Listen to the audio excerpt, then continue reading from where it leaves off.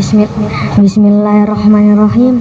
Assalamualaikum warahmatullahi wabarakatuh.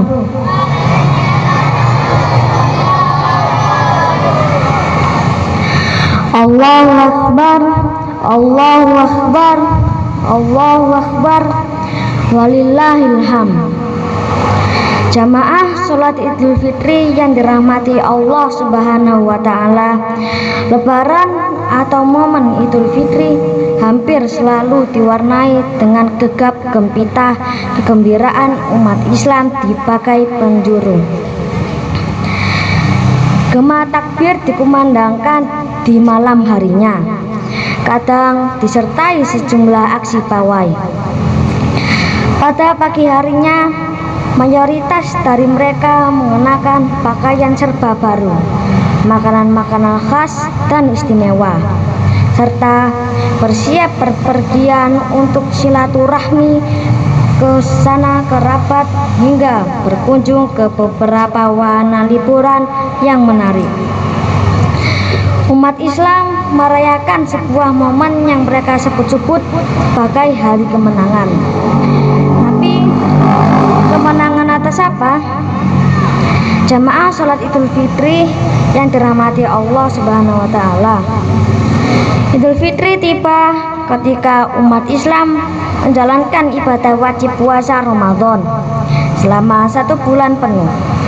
Sepanjang bulan suci tersebut, mereka menahan lapar, haus, dan hawa nafsu dan hal-hal lain yang membatalkan puasa, mulai dari terbit fajar hingga matahari terbenam. Secara bahasa, saum atau puasa memang bersinonim dengan imsak yang artinya menahan. Ramadan merupakan arena kita berlatih menahan diri dari segala macam godaan material yang bisa membuat kita lupa diri. Proses latihan tersebut diwujudkan dalam bentuk larangan terhadap hal-hal sebelumnya halal, seperti makanan dan minuman.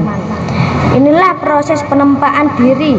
Targetnya, bila manusia menahan diri yang halal-halal saja mampu, apalagi menahan diri dari yang haram-haram.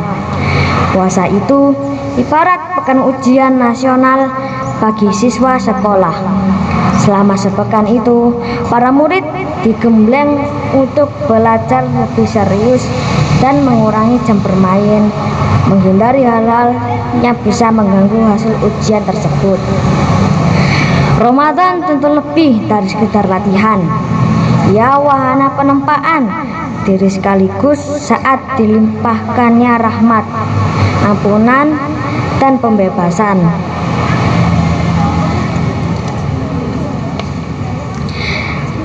Pembebasan dari api neraka.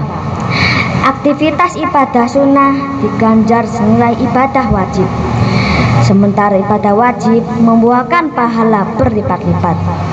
Setelah melewati momen-momen penting sebelum bulan penuh, umat Islam pun berhak mendapatkan hasilnya. Apa hasil itu? Jawabannya tak lain adalah predikat takwa, sebagaimana terdapat di surat Al-Baqarah ayat 183 yang berbunyi, A'udzubillahi minasyaitonirrajim, Bismillahirrahmanirrahim. Ya ayyuhalladzina amanu kutiba alaikumusyiyamu kama kutiba alal ladzina min qablikum la'allakum tattaqun. Hai orang-orang yang beriman, diwajibkan atas kamu berpuasa sebagaimana diwajibkan atas orang-orang sebelum kamu agar kamu bertakwa. Takwa merupakan standar paling tinggi tingkat kemuliaan manusia. Seberapa tinggi derajat mulia manusia tergantung pada berapa tinggi takwanya. Dalam konteks puasa Ramadan, tentu takwa tak bisa digapai dengan sebatas menahan lapar dan dahaga. Ada yang lebih perlu ditahan, yakni tergantungnya manusia kepada hal-hal selain Allah, termasuk hawa nafsu. Orang yang berpuasa dengan sungguh-sungguh akan mencegah dirinya dari segala macam perbuatan tercela, semacam mengubar syahwat, berbohong, bergunjing, merendahkan orang lain, riya, dan lain sebagainya. Rasulullah sendiri pernah bersabda, yang artinya banyak orang yang berpuasa namun ia tak mendapatkan apapun dari puasanya selain rasa lapar saja. Hadis riwayat Imam Ahmad. Jamaah salat Idul Fitri rahimakumullah, karena puasa sudah kita lewati dan tak ada jaminan kita akan bertemu Ramadan lagi. Pertanyaannya bukan saja tentang kemenangan atas apa kita dapat pada Idul Fitri, tapi juga apa tanda-tanda kita telah mencapai kemenangan. Jangan-jangan kita seperti yang disabdakan Nabi, termasuk golongan yang sekitar mendapatkan lapar dan dahaga tanpa pahala. Jika capaian tertinggi puasa adalah takwa, maka tanda-tanda kita sukses melewati Ramadan pun tak lepas dari ciri-ciri muttaqin, atau yang artinya orang-orang yang bertakwa.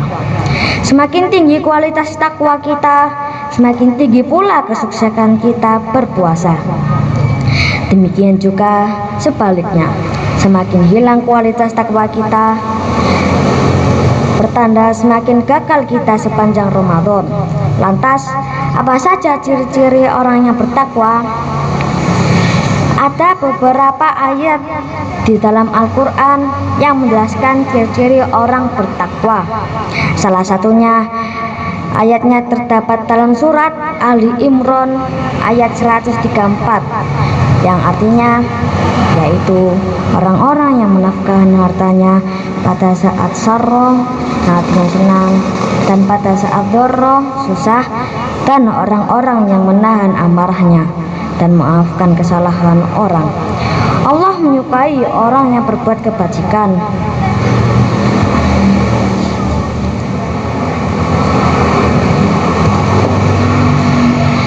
Jamaah salat Idul Fitri rahimakumullah, ayat tersebut memaparkan 3 sifat yang menjadi ciri orang bertakwa. Pertama, gemar menyediakan sebagian hartanya dalam kondisi senang ataupun sulit. Orang bertakwa tidak akan sibuk hanya memikirkan dirinya sendiri. Ia mesti berjiwa sosial, menaruh empati kepada sesama, serta rela berkorban untuk orang lain dalam setiap keadaan. Bahkan ia tidak hanya suka memberi kepada orang yang dicintainya, tapi juga kepada orang-orang yang memang membutuhkan. Dalam konteks Ramadan dan Idul Fitri, sifat takwa pertama ini sebenarnya sudah mulai didorong oleh Islam melalui ajaran zakat fitrah. Zakat fitrah merupakan simbol bahwa rapor kelulusan. Puasa harus ditandai dengan mengorbankan sebagian kekayaan kita dan menaruh kepedulian kepada mereka yang lemah. Dari sini dapat dipahami zakat fitrah hanyalah awal atau pancingan bagi segenap kepedulian sosial tanpa henti pada bulan-bulan berikutnya. Ciri kedua orang bertakwa adalah mampu menahan amarah. Marah merupakan gejala manusiawi, tapi orang-orang yang bertakwa tak akan mengumbar marah begitu saja. Al-Qadim, yang artinya orang yang menahan. Patutlah pada kesempatan lebaran ini umat Islam mengontrol emosinya sebaik mungkin, mencegah amarah menguasai dirinya, dan bersikap baik kepada orang yang pernah membuatnya marah secara wajar dan biasa-biasa saja. Ramadan semestinya telah melatih orang untuk berlapang dada, bijaksana, dan tetap sejuk menghadapi situasi sepanas apapun.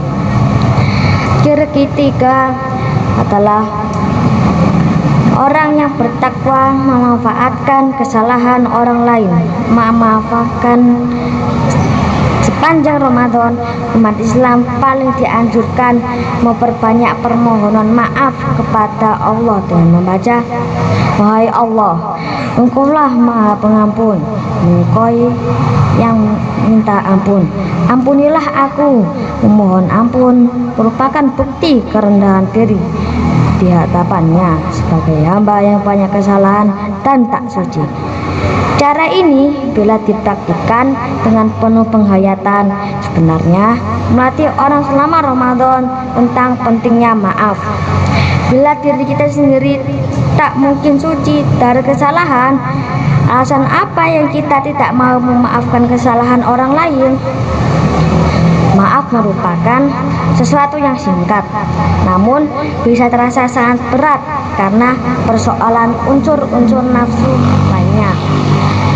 Amatlah arif ulama-ulama di tanah air yang menciptakan tradisi bersilaturahmi dan saling memaafkan di momen lebaran. Sempurnalah ketika kita usai membersihkan diri dari kesalahan-kesalahan kepada Allah. Selanjutnya, kita saling memaafkan kesalahan masing-masing di antara manusia.